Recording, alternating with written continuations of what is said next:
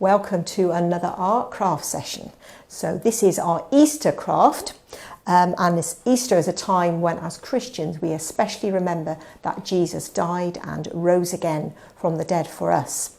So we are going to look at Easter Sunday and what happened on Easter Sunday when Jesus rose from the dead.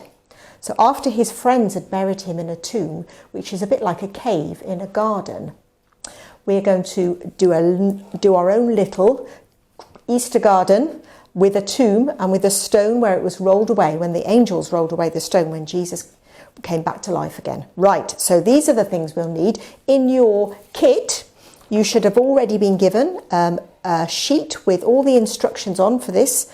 And there's also at the end a recipe if you want to make your own biscuits to go with it, or you can buy them.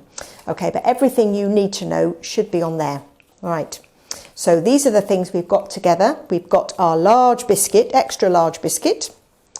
We have got our ring donut that we bought, and I've got a chocolate one because it's chocolate and it's Easter.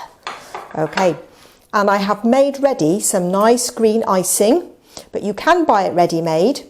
But also on the sheet is a recipe for how to make the icing, which is icing sugar, butter or margarine and green food colouring and plenty of mussel to mix it. Right, the other thing you'll need is a fork handy and also some nice things to decorate your Easter garden with. It can be anything you like as long as you can eat it, I should think. So this is a very easy craft to make and very quick and very tasty. Okay, so with your large round biscuit, that's what we're using for our bit of a garden. And with the icing that I've got ready made, very, very simple. I'm just going to dollop some on. You should have a lot of fun with this. You can make it as thick as you like. Put plenty on.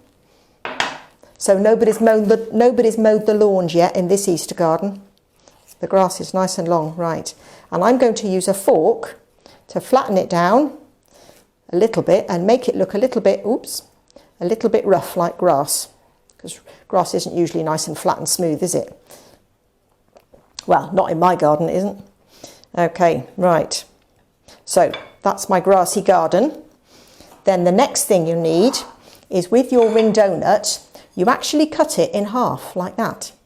And that gives you the round shape that you need for make it to look like it was a cave in the garden with a little hole. That's where the cave was, underneath a sort of a hill or a mound like that. That's there.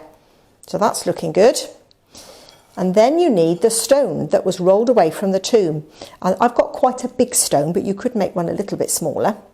But they would have put in those days a very, very, very big, heavy stone, bigger than a man, and it would have been rolled in front of the hole there, in front of the cave, so it would all stay nice and tight in there.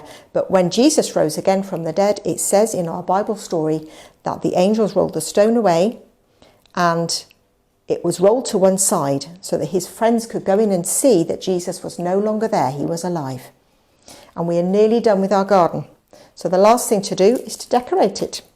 And in our garden, we're going to have lots and lots of colour. So you can sprinkle your sprinkles on. My sprinkles have got flowers on. They've got all sorts of different shapes. Ooh! And actually, I think the more the better. There we go. That is a lovely spring garden. And it helps remind us that Jesus is alive.